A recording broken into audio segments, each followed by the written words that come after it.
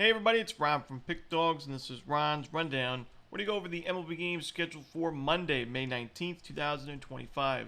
If you like this video, make sure to hit that thumbs up button and subscribe. Put your baseball picks in the comment section below. And if you're looking for my best bets, including my daily rundown best bet in Major League Baseball, you can find those at the premium picks tab at pickdawgz.com. There's also a link in the description. Alright, here we go. Here are the games for Monday in Major League Baseball. First up, we got the Chicago Cubs taking on the Miami Marlins. We got Ben Brown and Edward Cabrera as the projected starters. I do think one of the advantages the Marlins have in this game, even though the Cubs are a great lineup against righties, is the fact that Cabrera did not face the Cubs in last week's series at Wrigley Field. Between these two teams, Ben Brown faced the Marlins. He pitched really well in that game, 5 1/3 innings, 2 earned runs, 6 strikeouts. He did give up a home run, but no walks to go with it. I just think it's tough for any starting pitcher to face the same lineup, back-to-back starts within the same week. I think the Marlins could put together some better ABs early in this game against Brown, who still isn't my favorite option to back on the mound this season with an ERA just below 5. And I know Cabrera struggled this year with a 5.52 ERA, but I still believe he's got a lot of upside to his game. I think he's got a lot of potential, and I think we're going to see him start to improve as the season goes along. Now, I don't love that he's coming off a finger injury, and that's a big one for pitchers, but I think Cabrera could put together a decent outing. I think the Marlins can find some runs on Ben Brown. We're getting a really good price with the home team in this one. I'm going to take a shot on the underdog with the Marlins at home. Next up, the Cincinnati Reds taking on the Pittsburgh Pirates. Nick Lodolo and Mitch Keller are the starters. You got both starting pitchers that have faced the opposition quite a bit, pitching in the National Central throughout their career, and have great numbers against those teams. You got Mitch Keller against the Reds in about 110 plate appearances, a decent strikeout rate, and a 297 xWOBA. Lodolo even better numbers in about 60 plate appearances, 36% strikeout rate, 220 xWOBA. Don't really love either of these offenses, especially the Pirates. Give me the under in Reds Pirates. Next up, we got the New York Mets taking on the Boston Red Sox. We got Kodai Senga and Hunter Dobbins as the starters. Dobbins has actually pitched pretty well. I know he wasn't his best in his last game, but a sub-4 ERA, the expected numbers are even lower. But the Mets coming off a Sunday Night Baseball game against their big-time rivals this weekend, I think it's a decent spot for Boston. Kodai Senga's had a great start to the season, a 1.02 ERA, but I do think there are some regression concerns in his game. In the limited work that he's had against the current Red Sox lineup, he has struggled. Very, very small sample size, but I think that the Red Sox can find a few runs off of Senga. I think Dobbins can put together a quality start, and I think the Red Sox have a real good shot at winning this game. We're getting an excellent price with the home team in this one, so I'm going to roll the Red Sox here on the money line at Fenway. Next up, we got the Houston Astros taking on the Tampa Bay Rays. Looks like Colton Gordon and Ryan Pepiot will be the projected starters. But it looks like for Monday there are a few games where we could see some pitching changes. So I'll try to update in the comments section if I see any announcements. But in this one, Pepiot, while we've seen him struggle at Steinbrenner Field with the home run ball, I still think when you got an Astros team, it's been miserable on the road this season offensively and just win-loss record. I don't love their spot here. I think that Pepiot can put together a good outing. He's got good numbers against the current Astros lineup. Gordon is actually a St. Pete native, so it'd be nice to see him get the start in this game. And he pitched not too well against the Royals in his first start of the season. 4 1/3 innings, 3 runs, a home run, a couple of walks. I think the Rays will be able to get to him, even though they've not been the best against lefties this year. For me, I think it's going to be a lower scoring game, but I think the Rays do win it. I like the Rays on the money line, maybe even the run line at Steinbrenner Field.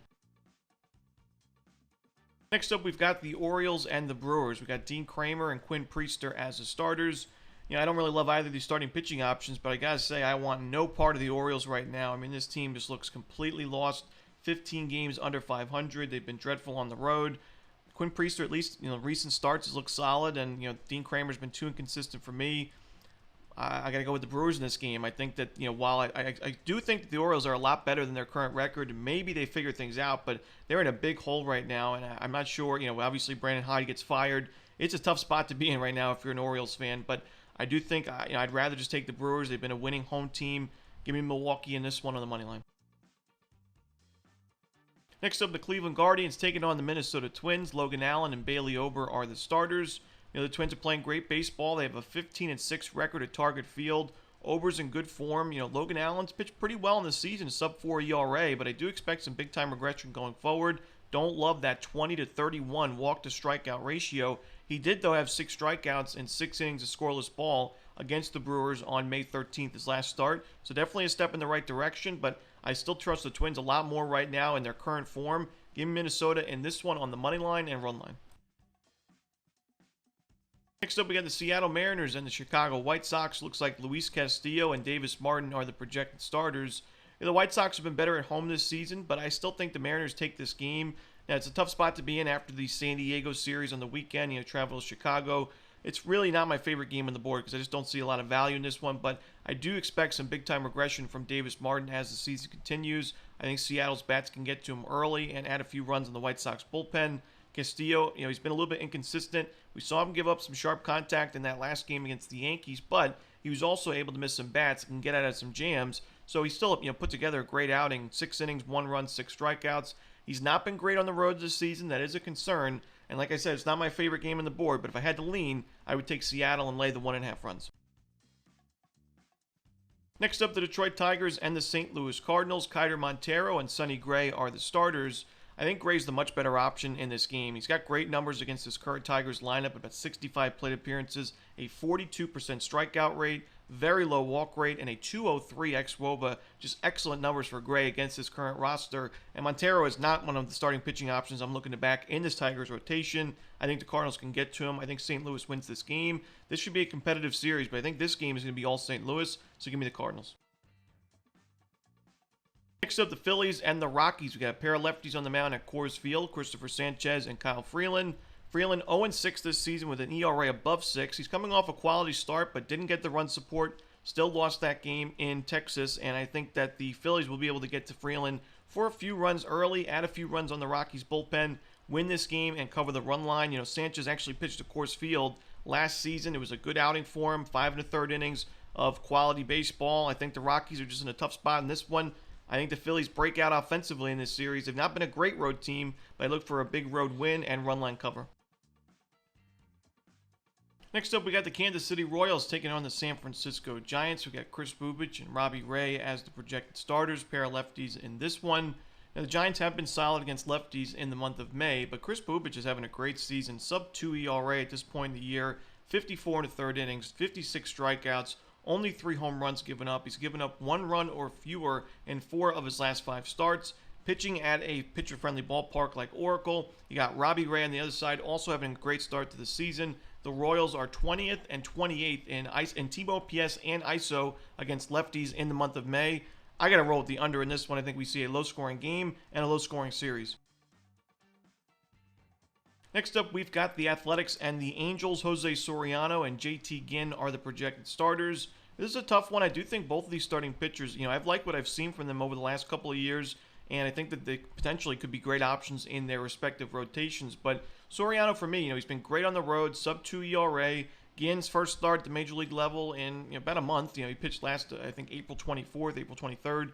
It wasn't a great outing. He gave up, 3 home runs against the Rangers.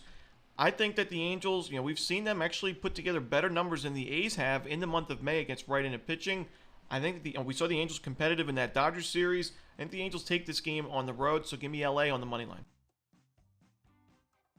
Next up, we got the Arizona Diamondbacks and the Los Angeles Dodgers, the final game for Monday's card. We got Brandon Pfaadt and Landon Knack as the starters. We've seen some high-scoring games at Dodger Stadium the last week or so. With that Angels game, on Saturday night, just back and forth offensive showdown. We saw a few of those at Chase Field between these two, most recently. I think we see a high-scoring game in this one. Pfaadt doesn't have the best numbers against this current Dodgers lineup. High expected slugging percentage at .517. I've mentioned I do expect some regression for him going forward. His expected ERA is rather steep. Landon Knack is also not one of my favorite options, facing a tough Diamondbacks lineup. I think we see a back-and-forth game. I'm going to go with the over in Diamondbacks-Dodgers. And that's it. Those are the games for Monday in baseball. Hope you enjoyed this video. Again, if you're looking for my best bets, you can find those at Pick Dawgz Premium, and there is a link in the description. As always, this is Romanelli. Good luck.